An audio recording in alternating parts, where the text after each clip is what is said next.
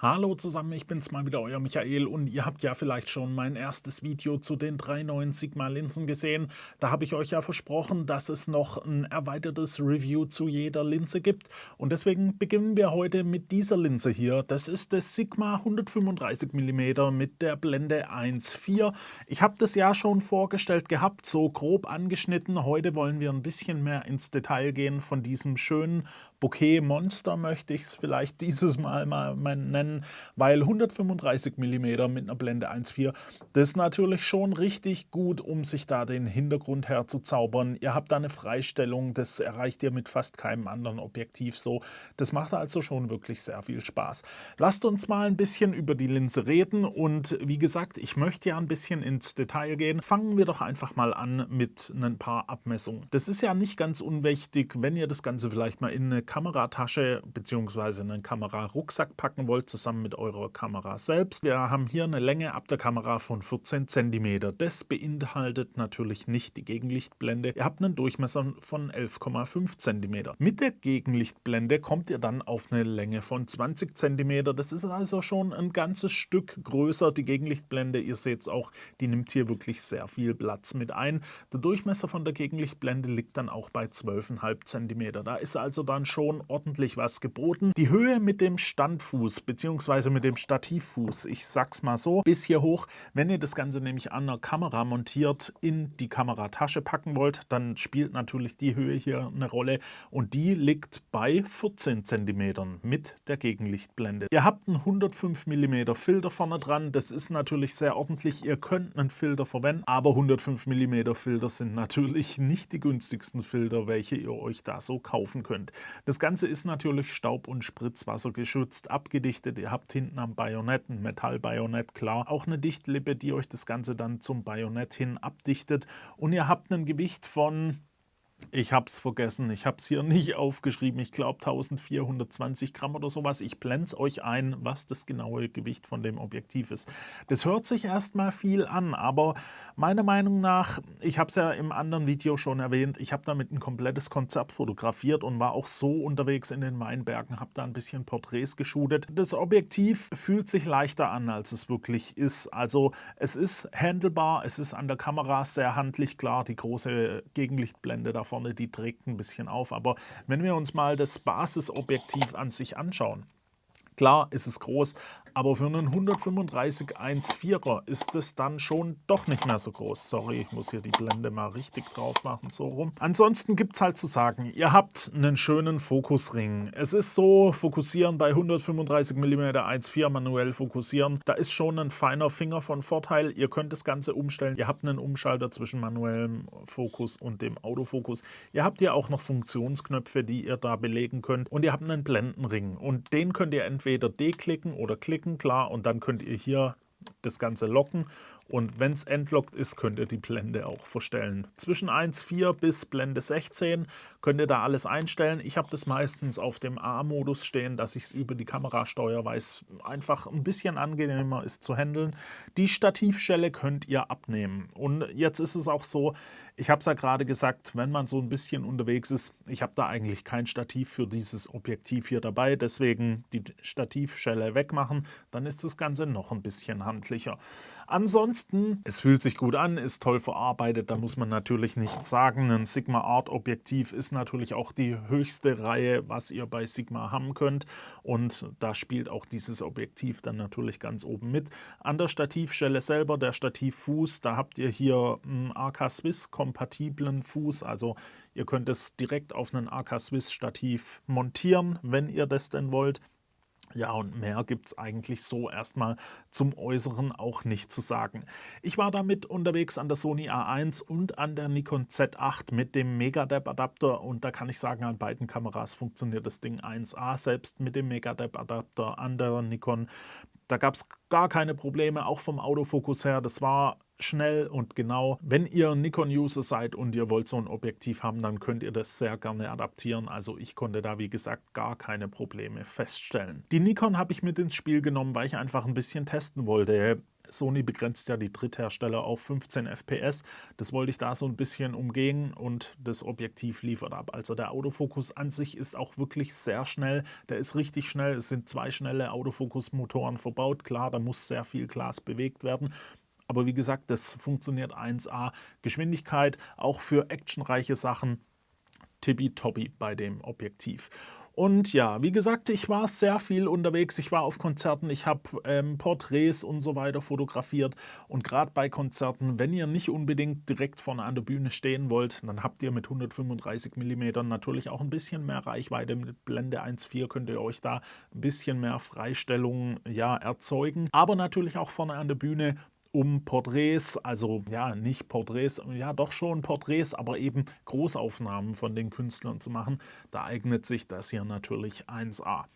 Und dann kommen wir direkt mal zur Bildqualität. Wie performt denn das Ganze wirklich? Ich habe hier meinen Laptop, da können wir ein paar Bilder durchgehen. Ihr habt es vielleicht schon im anderen Video gesehen. Wir können direkt mal in die Schärfe gehen, ins Detail, und da sehen wir einfach, das Objektiv ist knackscharf. Das ist bei Offenblende scharf, das ist nach außen hin scharf. Ihr müsst da nicht wirklich abblenden, um dann noch ein bisschen mehr Schärfe rauszuholen. Es performt einfach wirklich sehr, sehr gut. Egal ob 50 Megapixel an der A1 oder 45 Megapixel an der Z8. Es hat an beiden Kameras perfekt abgeliefert. Von der Schärfe her, da müsst ihr euch gar keine Gedanken machen. Jetzt ist es so, ihr müsst da natürlich aufpassen. Ihr habt bei 135 mm 1.4 eine sehr geringe Schärfeebene. Also die Schärfeebene ist sehr klein. Alles, was sich außerhalb von dieser Ebene befindet, geht in die Unschärfe, und das ist auch bei Porträts so. Wenn ihr ein Gesicht seitlich fotografiert und ihr seid da relativ nah dran, dann kann es sein, das eine Auge ist scharf, das andere ist schon total unscharf. Das wollt ihr natürlich vermeiden. Da müsst ihr also so ein bisschen aufpassen, wenn ihr die Bilder aufnehmt. Und dann können wir natürlich über das Bokeh reden. Das Ding ist für Bokeh gemacht und das Ding liefert Bokeh ab. Ihr habt eine richtig tolle Unschärfe, ihr habt einen Traumhintergrund. Also das ist cremig, so wie es sein soll. Ich bin ja ein Fan von cremigen Bokehs, und auch hier liefert das Objektiv perfekt ab. Egal, ob es der Verlauf in den Hintergrund ist oder auch der Verlauf in den Vordergrund. Das Objektiv, da müsst ihr keine Kompromisse eingehen. Das ist einfach wunderbar, was ihr da bei 135 mm mit einer Blende 1.4 rausbekommt. Ihr müsst aber sehr aufpassen, denn Blende 1.4 ist ja schon wirklich lichtstark. Jetzt ist es so, bei Kameras mit einem ersten elektronischen Verschlussvorhang müsst ihr aufpassen, dass ihr euch da euer Bokeh in kurzen Verschlusszeiten nicht versaut. Wenn ihr da mit einer Achttausendstel Sekunde oder so aufnimmt, dann kann es sein, dass eure Bokehbällchen abgeschnitten werden. Das ist vor allem an der Sony A1 wichtig, denn die hat ja nur mechanisch und elektronischen Shutter, nichts dazwischen, und der mechanische ist wirklich so, dass der euch das Bokeh abschneidet. Ihr solltet da also dann schon wirklich mit dem elektronischen Verschluss arbeiten. An der Nikon Z8 habt ihr das Problem nicht, da habt ihr ja nur einen elektronischen Verschluss. Ich wollte es auch nur mal sagen, bei anderen Kameras könnt ihr es ja einstellen. Es ist eben auch so, wenn ihr sehr viel Lichtstärke habt, dann müsst ihr gezwungenermaßen öfters den elektronischen Verschluss benutzen, und dann habt ihr das Problem auch nicht mehr. Ich wollte es nur nochmal anmerken, es wurde auch im Forum schon mal dazu geschrieben. Wir können die Bokehbällchen ansonsten natürlich auch bewerten. Wir haben in der Mitte schöne runde Bokehbällchen, die gehen nach außen hin, werden die Katzenaugen. Ihr habt aber keinerlei Zwiebelringe oder sowas im Bokeh. Die sehen also wirklich super sauber aus. Das Bokeh von dem Objektiv ist wirklich das, wofür es gemacht ist, und da liefert es auch sehr gut ab. Blendensterne kann es natürlich auch. Ich bin jetzt nicht so der Fan von Blendensternen, aber ihr könnt Blendensterne damit aufnehmen, und ihr habt da auch relativ harte Strahlen. Der eine mag das ja so, der andere so. Ich finde die Blendensterne jetzt wirklich sehr ansehnlich, aber wie gesagt, ich mache nicht viele Bilder mit Blendensternen, aber das Objektiv kann das natürlich auch. Beim Gegenlichtverhalten müssen wir so ein bisschen schauen. Jetzt ist es so, es ist wirklich sehr gut korrigiert, aber mit 135 mm seid ihr natürlich schon in einem Zoom-Bereich, sag ich mal, in einem Tele-Bereich, wo ihr die Sonne relativ groß ins Bild kriegt. Und dann könnt ihr euch das natürlich auch so ein bisschen das Ghosting und die Flares erzwingen. In normalen Bildern oder auch auf den Konzertbildern mit den Strahlern auf der Bühne. Ich hatte 0,0 Probleme mit Gegenlicht. Ich hatte da keine ungewollten Flares oder Ghosting oder Kontrastabfälle oder sowas. Auch hier ist das Objektiv wirklich sehr gut korrigiert und macht einen guten Job. Und wenn wir beim Gegenlichtverhalten sind, dann können wir auch gleich über chromatische Aberration und Low-Cast reden. Das Objektiv, ich konnte chromatische Aberration nicht wirklich feststellen. Ich habe ein Bild gefunden, wo ich überbelichtet hatte, wo ich dann runtergezogen habe von der Belichtung. Da habe ich ganz leichte CAs in den Bäumen, ja in den Blättern so ein bisschen gesehen. Das ist aber wirklich schon auf einem Niveau, wo es eigentlich nicht stört. Ansonsten bei Lowcast natürlich, die könnt ihr erzwingen. Wir haben hier ein lichtstarkes Objektiv und die sind anfällig für Lowcast. Und bei meinem Aufbau, ich habe da so einen relativ glänzigen Eimer, den ich in die Sonne stelle und dann gegen die Sonne fotografiere, dann lässt sich da ein bisschen was herausfordern. Das ist aber bei den meisten Objektiven so. Auf normalen Bildern erkennt ihr auch hier nichts. Wenn ihr Lowcast seht, dann sind die so in gelb-blau sichtbar. Aber wie gesagt, in normalen Bildern habe ich da eigentlich überhaupt gar kein Problem gesehen.